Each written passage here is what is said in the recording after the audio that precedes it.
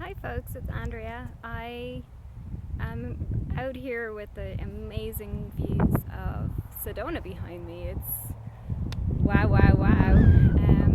I never knew. I was asking Clint how all of these rock formations happen to be this way, and it's millions and millions and millions of years, and a lot of it was formed by seas.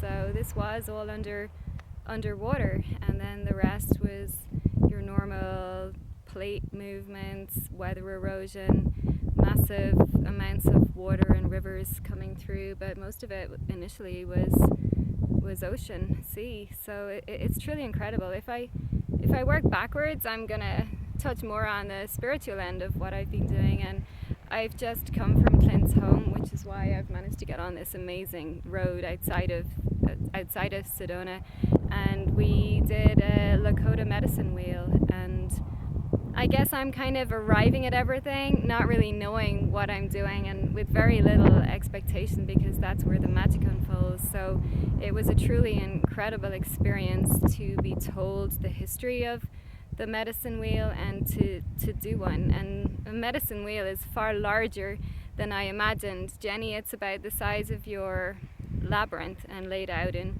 4 quadrants. And the medicine wheel is where I ask for help, medicine, and support from my ancestors and spirit with healing. And the medicine wheel is me. It represents the quadrants of my life. And we did a ceremony as I entered into the medicine wheel, and then I walked through the quadrants of my life and let unfold whatever I wanted to explore, experience, see with pure eyes, which is what is very important for me, to see things, as they were. It was a significant one. Was the first quadrant, which I chose to see. I built the medicine wheel based on what I wanted to symbolize for me in my life, and I saw it as quadrants of childhood. Then I will call the difficult experiential years, which would be up to my mid-30s, I would guess, up to divorce. And then after that, I would experience the third quadrant as sort of where I've just most recently come through, and now I see myself in the doorway to the next quadrant. And it was interesting for me to come in using my third eye and my heart to give gratitude for the gifts and the strengths and the experiences, but from the positive side from each of those quadrants. And I really enjoy the first and third quadrants the most, to reconnect with my inner child and how I saw the world then, my gifts with plants, which my mom will know about. I connected with plants, I connected with nature, I connected with animals.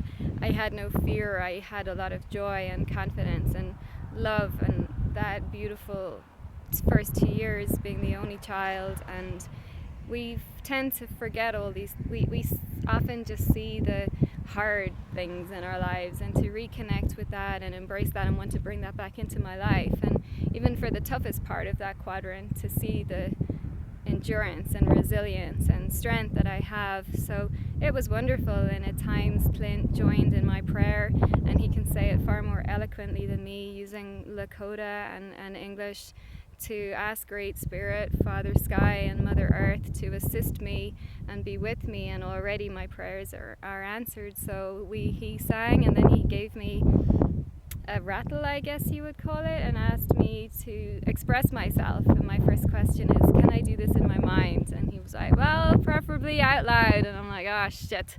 So there you see is my challenge, expressing myself out loud. So I had to take a few turns of the wheel and verbalize myself, and he sang and played drums, and then we closed the ceremony. And it's interesting because I was very much present with connecting, and I was often sitting on the ground or holding my hands in the earth or with the plants that were around me. But Clint told me that as I did the wheel, his sage fire, the smoke, followed me in every quadrant, which amazes me because there's quite the wind blowing. And for the fact that it followed me around, and he said a hummingbird sat on the tree for most of while I was doing that exercise. I'm sorry if this is shaky. My hand's starting to get tired, and I actually can't see anything in here because of the brightness. So that was a lovely experience. And then I met two of his horses. One's not the friendliest yet, and the other one said hello, a kind of skewbald colour, very pale in skin. So it was nice to see the horses, and I'm standing here. So I think I have the rest of the day to myself, which I didn't know. So I'm going to explore the town and maybe have a coffee, do some journaling, go and look at some of the stone stores, try and find the authentic places. I was very confused by the energy of Sedona when I arrived here. I had this feeling of, oh, it's gonna, everyone comes out with what it's gonna be about, and I didn't want to have those preconceptions in my mind, but you feel it from everybody else. So there was a lot of energy, and you could almost, from people, not from land and rocks and look at it, it's amazing. But I have that in my heart. I always have that connection to land and spirit and myself, and that's been my aha moment. It follows me wherever I am. It's in having eyes to see what's beautiful in where you are at that present time. So Phoenix, it wasn't the nicest city, but I found those beautiful dancing trees, and I ran with the sunrise, and I saw the sun come over the mountain. So it's finding those small precious moments no matter where you are. Now here it's not hard, it's incredibly amazing. And I've also got this huge realization for what we have in Ireland. Wow, the energy of our country is everywhere, and there's less people to dilute it, and you can just sit in a field under a tree and be present with it. We don't have to travel to Sedona. It's within every one of our hearts, and honestly I feel prouder than ever to be Irish, because we have that connection and we need to nurture it, and we need to nurture one another. The abilities of the Irish for being in tune with spirit and soul and energy, naturally, that the original Celtic part of us, we need to embrace that again and reignite it with that same pride that the people here in Sedona do for Lakota Indian and the other tribes that would have been here. I don't know enough about history, sorry. But I'm here to be an Irish person and to connect to the way and the who and what that I am.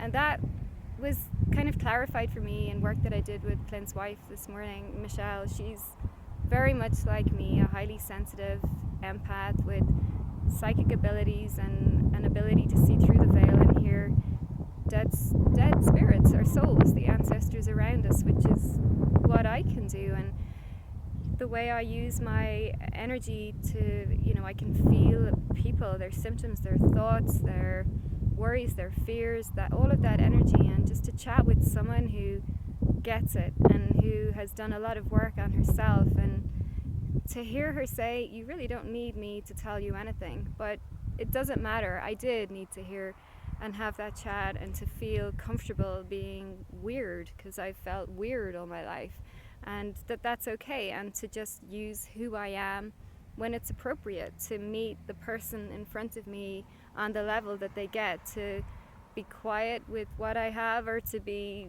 verbal with what I have, to show what I have or to withhold what I have. I'm always sending love and light and prayer around someone. So that work with Michelle was wonderful.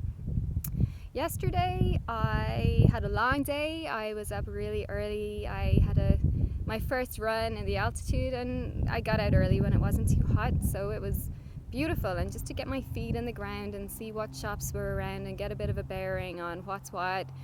So this morning, I knew I had time to get to Whole Foods because I knew where it was. What a rip-off. But anyway, I have what I need. So I had my early morning run, and then I met with Clint for the first time, and he took me to Cathedral Rock, which is the one that's right behind me there. And if you see in the middle of it, there's a really small formation. That is an image that is believed by the Native Indians to represent fertility, a man and woman, and they're standing back to back. And we actually hiked right up to the base of that from the other side. So with Clint, I knew, how to go off track and to get right into the belly of underneath that rock. And we did a lot of work. We did a lot of prayer work to hear